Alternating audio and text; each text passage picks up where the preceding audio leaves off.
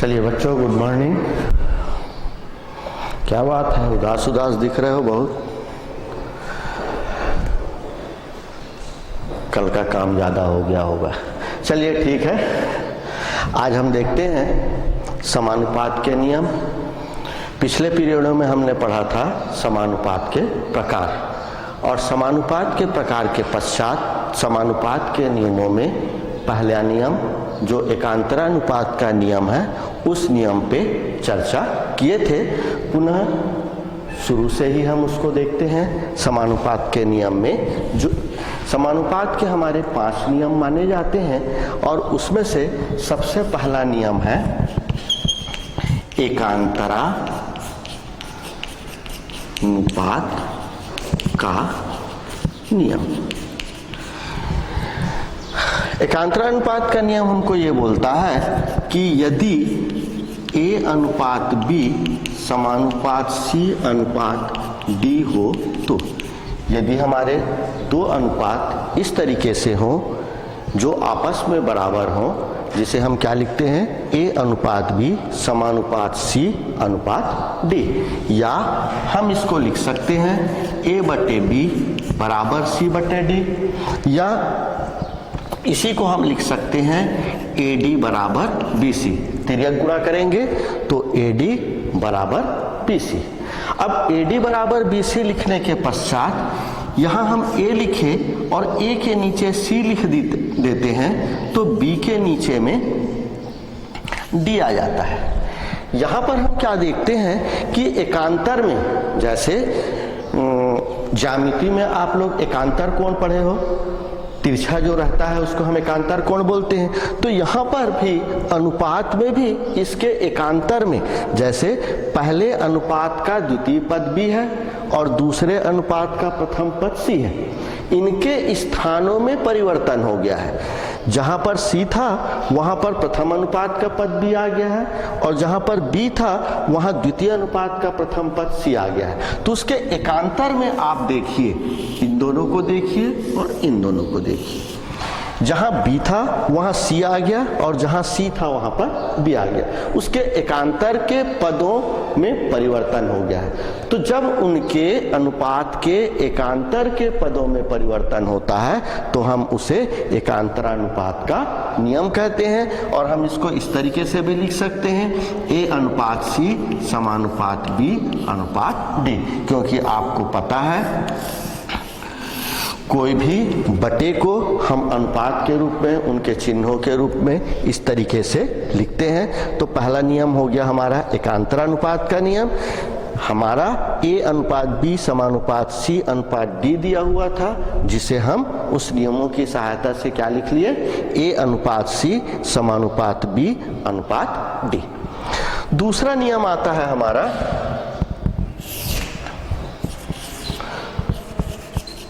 व्युत्क्रमानुपात का नियम। दूसरा नियम को हम कहते हैं व्युत्क्रमानुपात का नियम। अब यहां पर देखिए कि यदि A अनुपात B समानुपात C अनुपात D हो, तो इसे हम A बटे B बराबर C बटे D लिखेंगे।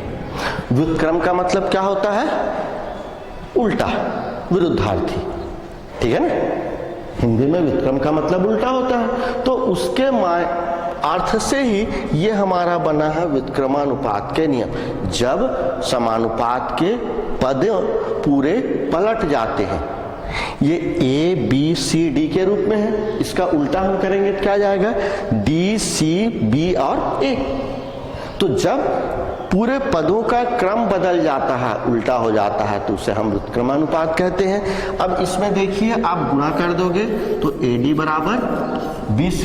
अब D के नीचे में आप C लिख सकते हो और B के नीचे में आप A लिख सकते हो, क्योंकि आप जब इसका गुणा करोगे तो AD और इधर से तिर्यक गुणा करोगे तो BC, ऊपर के पद मिल गए।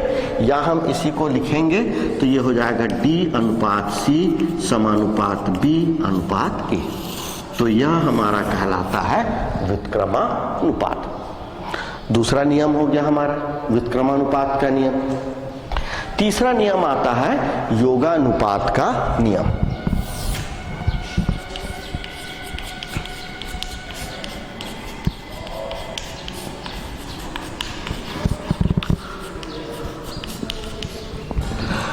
योगानुपात, योग मतलब क्या होता है? जोड़ना।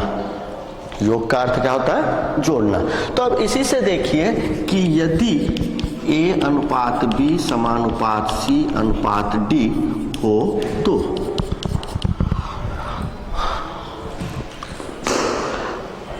इसमें हम इसको लिख सकते हैं A बटे B बराबर C बटे D, या A बटे B धन 1 C बटे D धन 1। अनुपात के पदों में, किसी भी अनुपात के पदों में समान राशि दोनों पक्षों पे जोड़ने पर या घटाने पर या गुणा करने पर या भाग देने पर उनके मानों में कोई अंतर नहीं आता है। तो इस तरीके से यह हमारा, हम दोनों पक्षों में एक जोड़े, यहां पर लिख देते हैं दोनों पक्षों में एक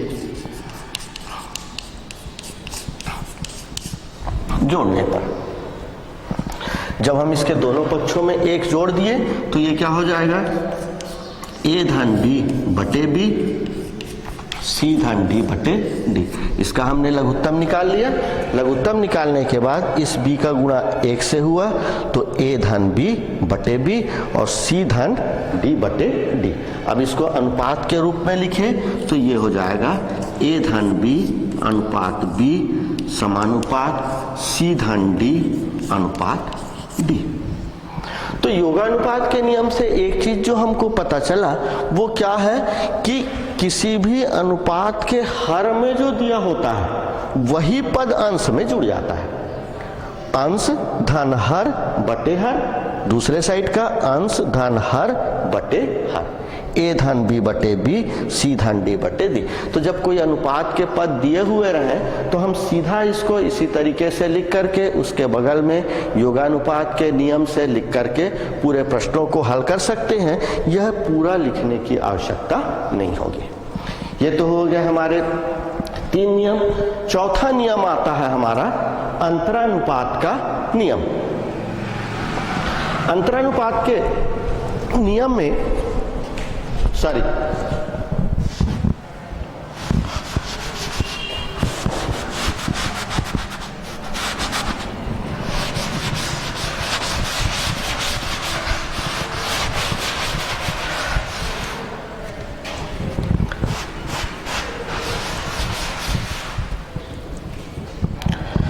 चौथा नंबर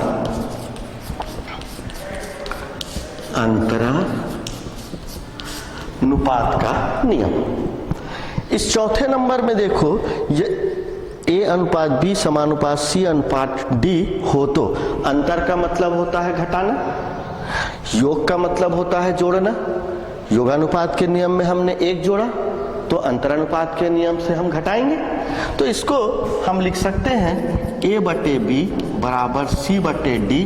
अब A बटे B ऋण 1 बराबर C बटे D ऋण 1। यहाँ पर हम लिख सकते हैं दोनों पक्षों से एक घटाने पर। अब दोनों पक्षों से हम एक घटा दिए तो हमको क्या मिल जाएगा? A ऋण B बटे B और C ऋण D बटे D। जिस तरीके से योगानुपात का नियम था ठीक उसी तरीके से अंतरानुपात का भी नियम आ गया। और इसको हम लिखेंगे A ऋण B अनुपात B समानुपात C ऋण D अनुपात D। तो जब दोनों पक्षों से घटाया जाता है तो जो नियम लगता है उस नियम को हम कहते हैं अंतरानुपात का नियम। 4 नियम हो गए हमारे, एकांतरानुपात, व्युत्क्रमानुपात, अंतरानुपात और योगानुपात। जब उसके 2 नियम योगानुपात और अंतरानुपात दोनों को जोड़ दिया जाए तो वो एक नियम बन जाता है जिसे हम कहते हैं योगांतरानुपात का नियम। तो 5वां नियम आता है हमारा योगांतरानुपात।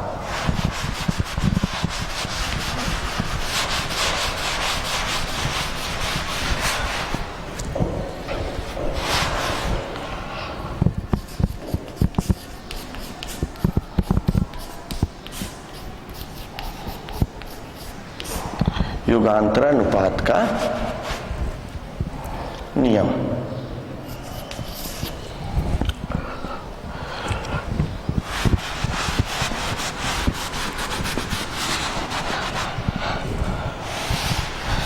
देखो, योगांतरानुपात का जो नियम है वो योगानुपात और अंतरानुपात दोनों का नियमों का मिक्स है।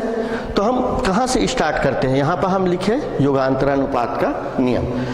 अब देखो, योगांतरानुपात का नियम लिखे हैं, लेकिन हम योगानुपात के नियम से चलते हैं। यदि A अनुपात B समानुपात C अनुपात D हो तो A बटे B बराबर C बटे D, या इसके पश्चात A बटे B धन 1 बराबर C बटे D धन 1, दोनों पक्षों में 1 जोड़ने पर, और ये बन गया हमारा A धन B बटे B बराबर C धन D बटे D।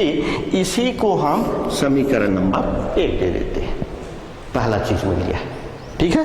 और दूसरे चीज में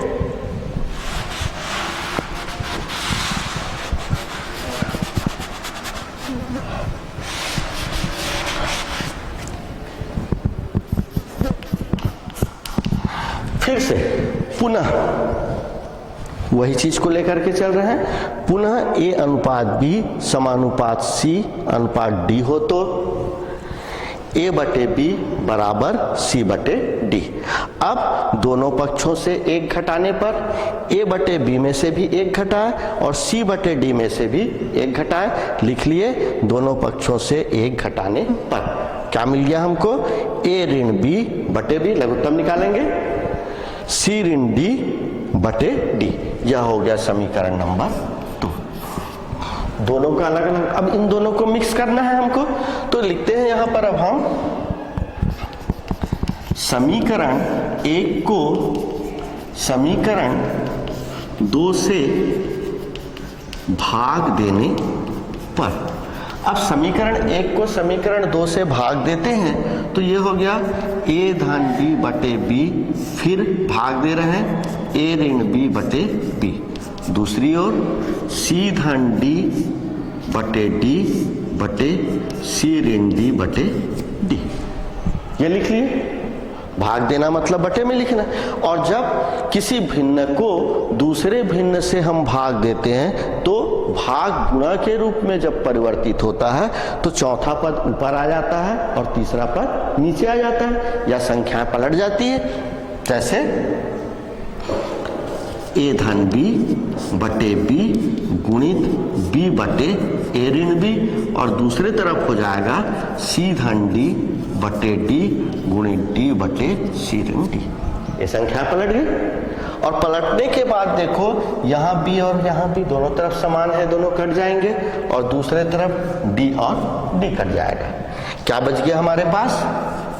A धन B बटे A ऋण B बराबर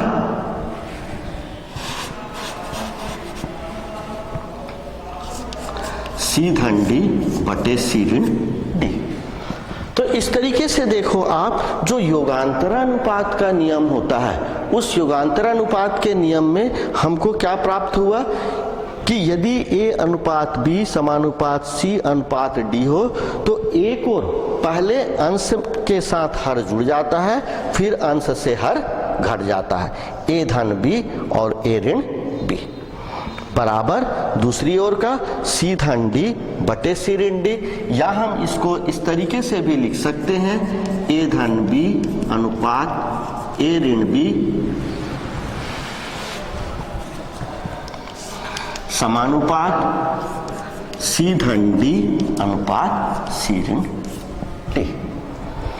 यह कहलाया हमारा योगांतरानुपात का नियम। नेक्स्ट, इसके बाद एक और नियम आता है जब प्रश्नों को हल करने के लिए, कि जब कोई भी प्रश्न इन सभी नियमों से न बने, उसके लिए फिर हम के नियमों का उपयोग करते हैं। तो समानुपात के नियम में एक आखिरी नियम है के नियम। लिख लीजिए इसको जल्दी।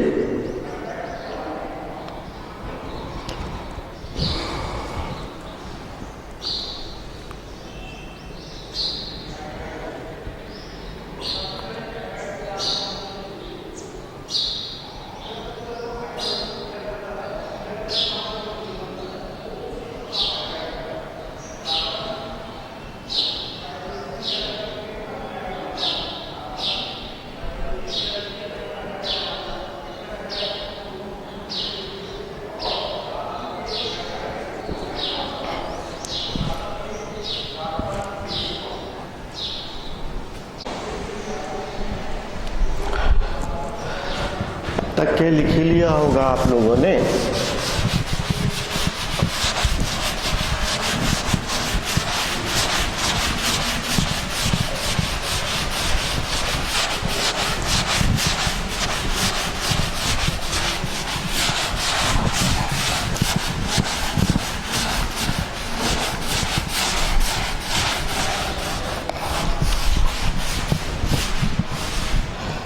एक अंतिम नियम आता है हमारा छठवां, वो है के नियम। इस नियम में क्या होता है, हमारे जो पद है यदि ए अनुपात बी समानुपात सी अनुपात डी हो तो ए बटे बी बराबर सी बटे डी, इसको हम के बराबर मान लेते हैं। ए बटे बी बराबर सी बटे डी, इसको के बराबर मान लेते हैं। और के बराबर मान लेने के बाद हमको क्या मिल जाता है, ये आता है ए बराबर बी के व सी बराबर डी के। ए बराबर बी के और सी बराबर डी के, ये तो दो पद के लिए हुआ। अब हमारे जो प्रश्न होते हैं उस प्रश्न में जहां जहां ए और सी होता है उसके जगह में बी के और डी के मान को रख करके हम प्रश्नों को हल करते हैं। यदि हमारे पद जो है दो से अधिक हो, जैसे यदि जो पद है ए बटे बी बराबर सी बटे डी बराबर ई बटे एफ हो, यदि तीन पद हो तो भी हम इसको के बराबर मान लेते हैं। और उसके पश्चात ए बराबर बी के, सी बराबर डी के और ई बराबर एफ के। ए, सी और ई का मान बी, डी और एफ के पदों में निकालते हैं और उसको समीकरणों में रख देते हैं, तो हमारा दाहिना पक्ष हमको प्राप्त हो जाता है। तो इस तरीके से हमारे यह 6 नियम होते हैं समानुपात के। अब इन नियमों का अनुप्रयोग करना है। कहने का मतलब इन नियमों की सहायता से अब हम प्रश्नों को हल करके देखेंगे। जैसे हम आते हैं इसके बाद आपके पुस्तक के प्रश्नावली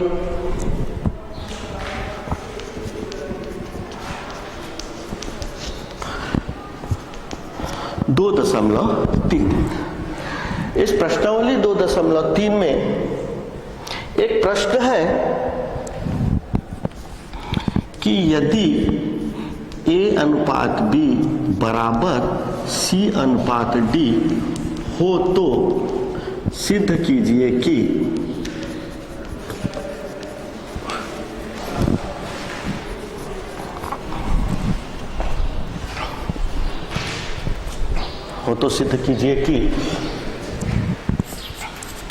ए का वर्ग धन सी का वर्ग, ए का वर्ग ऋण सी का वर्ग बराबर बी का वर्ग धन डी का वर्ग और बी का वर्ग ऋण डी का वर्ग। ये हमको सिद्ध करना है। इसमें हम देखते हैं हल में जो दिया हुआ है, दिया है ए अनुपात बी बराबर सी अनुपात डी, जिसे हम ए बटे बी बराबर सी बटे डी, इसी को हम किसके बराबर मान लिए, के बराबर मान लिए। अतः ए बराबर बी के व सी बराबर डी के हमको प्राप्त हो गया।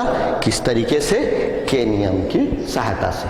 अभी जो हम के नियम बताए, इसी के नियम की सहायता से हम ए बटे बी बराबर सी बटे डी, इसको के बराबर मान लिए और ए का मान आ गया बी के व सी का मान आ गया डी के। अब जिस हल करना है हमको, अतः हम लिखते हैं लेफ्ट हैंड साइड बराबर ए स्क्वायर धन सी स्क्वायर और ए स्क्वायर ऋण सी स्क्वायर। लेफ्ट हैंड साइड में ए स्क्वायर धन सी स्क्वायर बटे ए स्क्वायर ऋण सी स्क्वायर बराबर राइट हैंड साइड में बी स्क्वायर धन डी स्क्वायर बटे बी स्क्वायर ऋण डी स्क्वायर। इसको लेकर के चलना है और राइट हैंड साइड वाले पद हमको प्राप्त करने हैं। हमने आपको अभी बताया कि प्रश्न को लिखने के बाद में ए और सी के जो मान हैं बी और डी के पदों में उन मानों को यहाँ पर प्रतिस्थापित कर देते हैं। तो ए के जगह हमने रख दिया बी के पूरे का वर्ग और सी के जगह रख दिया डी के पूरे का वर्ग। ठीक उसी तरीके से ए के जगह रख दिया बी के पूरे का वर्ग और सी के जगह डी के पूरे का वर्ग। ए व सी का मान रखने पर यह ए और सी का मान हम रखते हैं।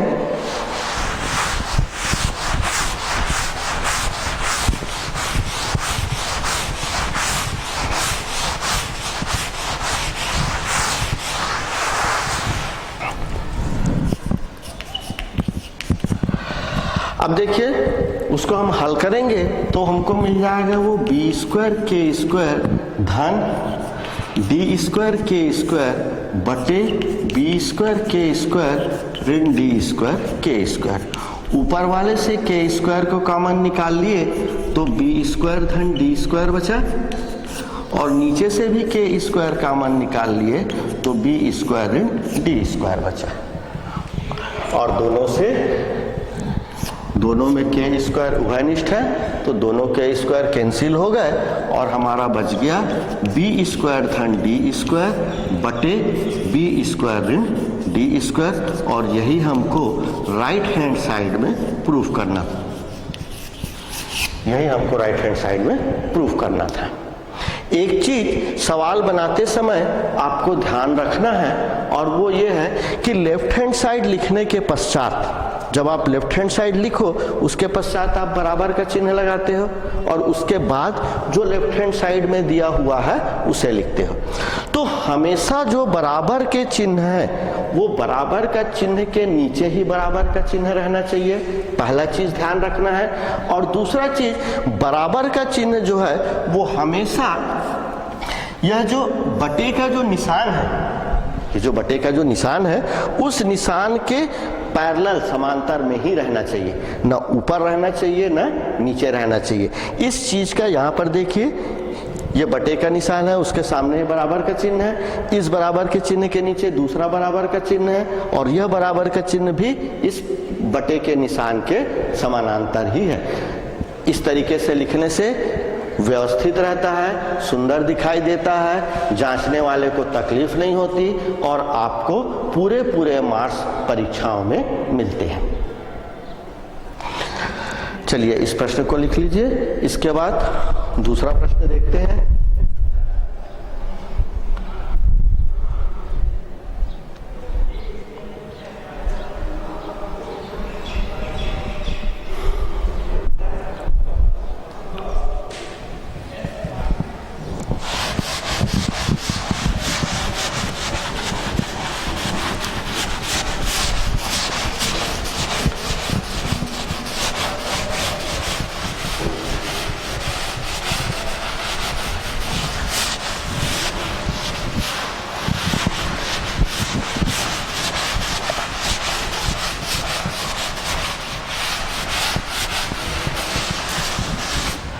इस प्रश्नावली में अलग अलग तरह के प्रश्न हैं।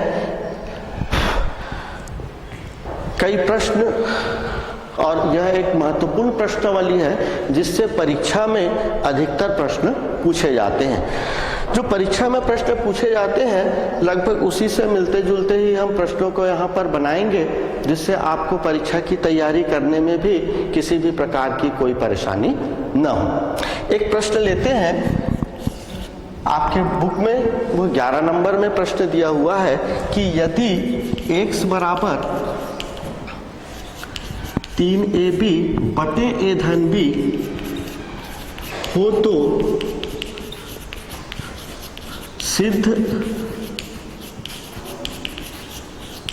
सिद्ध कीजिए कि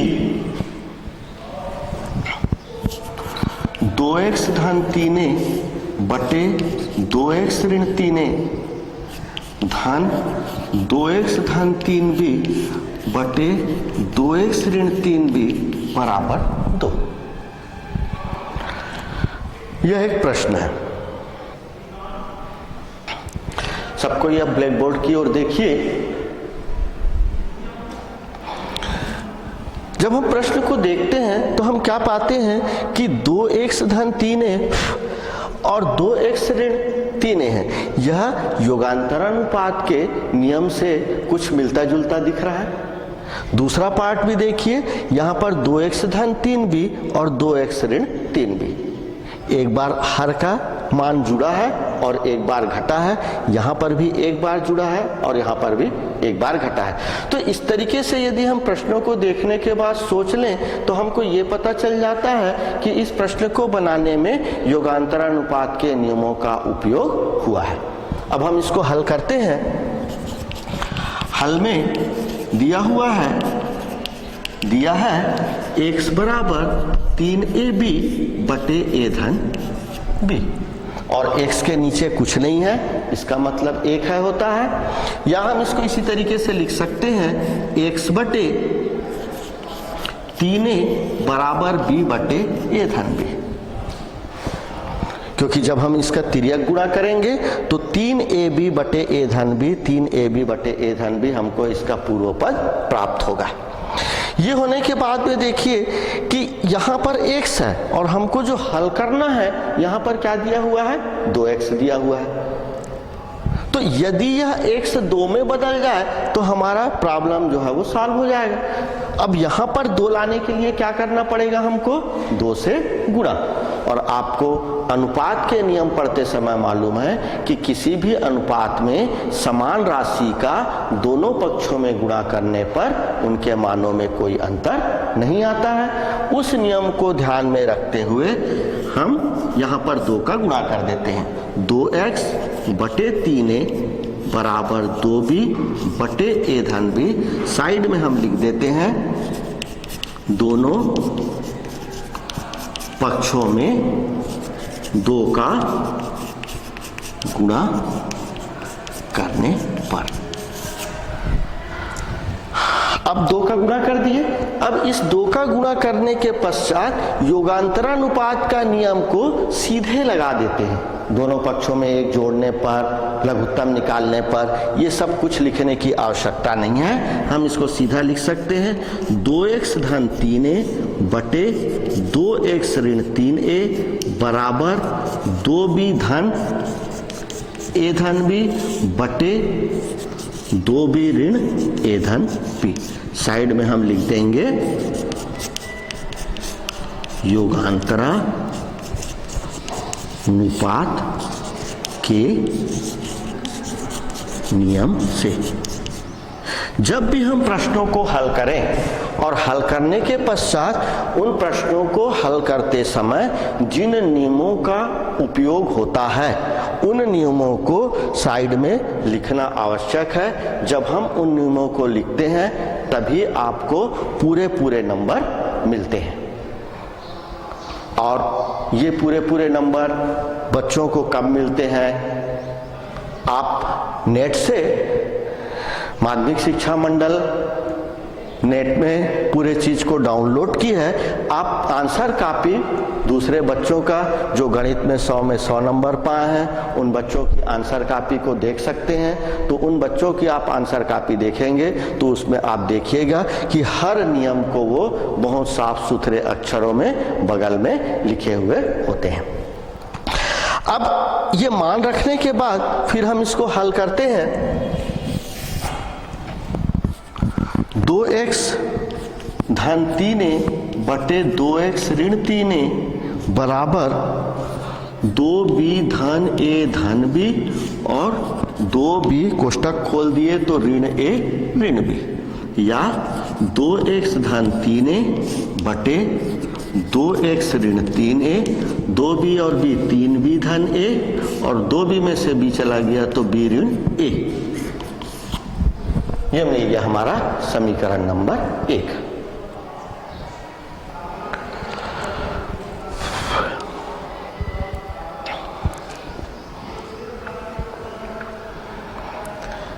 समीकरण 1 प्राप्त होने के पश्चात इसी प्रक्रिया को, जैसे हम यहाँ हर में 3a लिखे हैं, अब हर में 3b लिखते हुए दोहराते हैं। इसी प्रक्रिया को पुनः x बराबर 3ab बटे a धन b, या x बटे 3b बराबर a बटे a धन b, या 2x बटे 3b बराबर 2a बटे a धन b।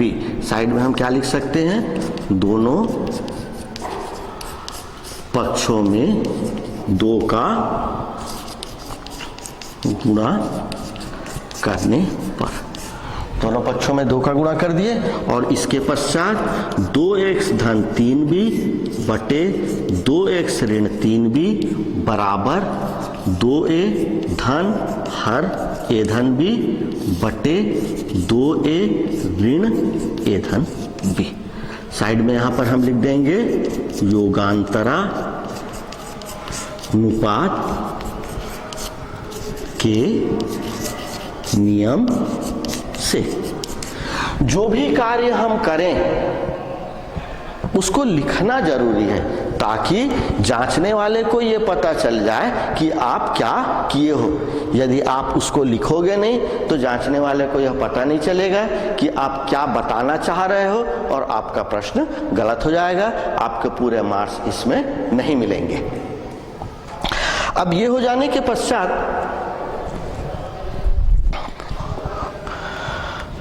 इधर का आप लोगों ने लिख ही लिया होगा,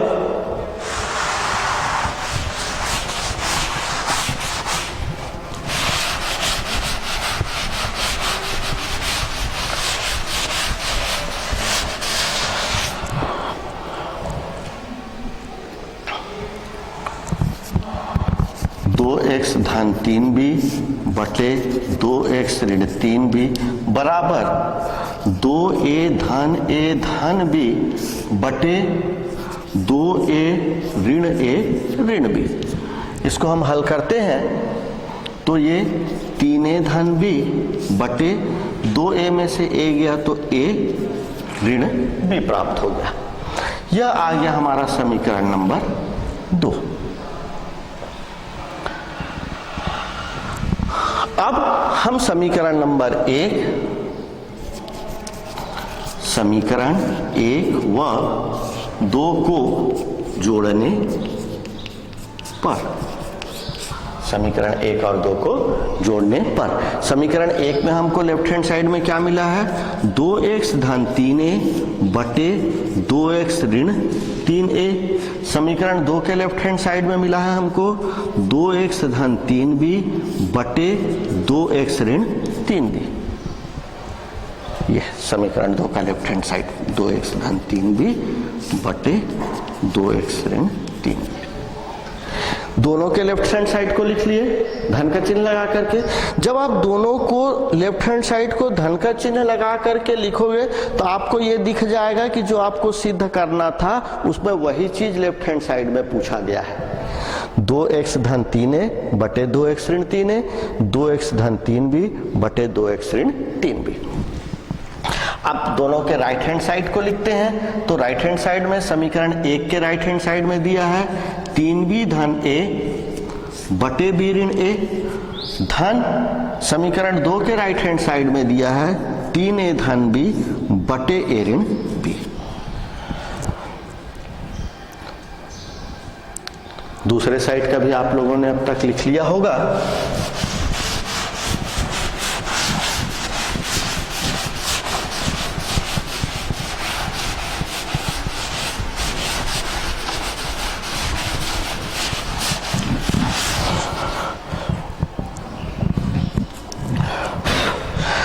अब देखिए इधर के लेफ्ट हैंड साइड को हम नहीं लिख रहे हैं, यहां पर देखिए एक के हर में b ऋण a दिया हुआ है और दूसरे के हर में a ऋण b दिया हुआ है।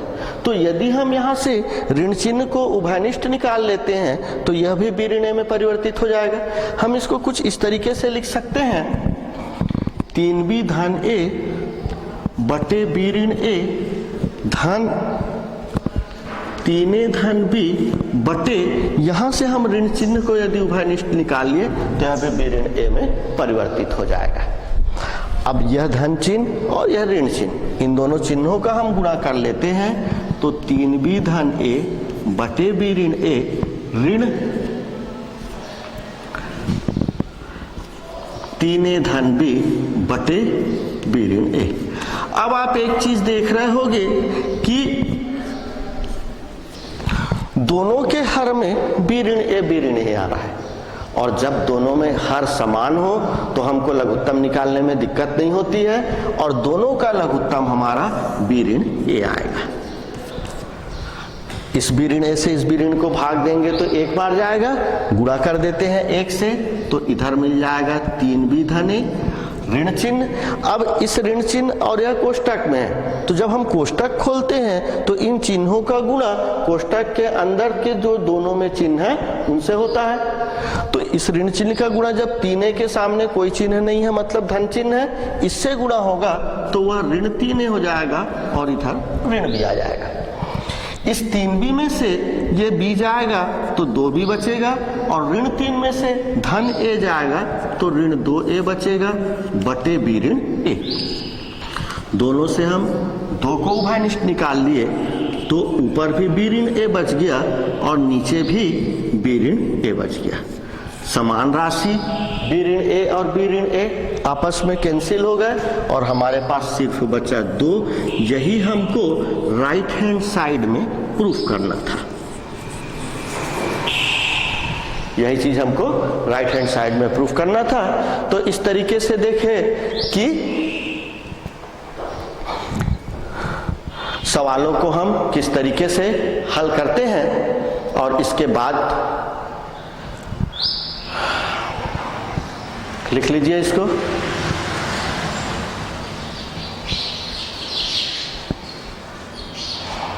इस प्रश्नावली के आगे के सवालों को आप बनाने की कोशिश करिएगा।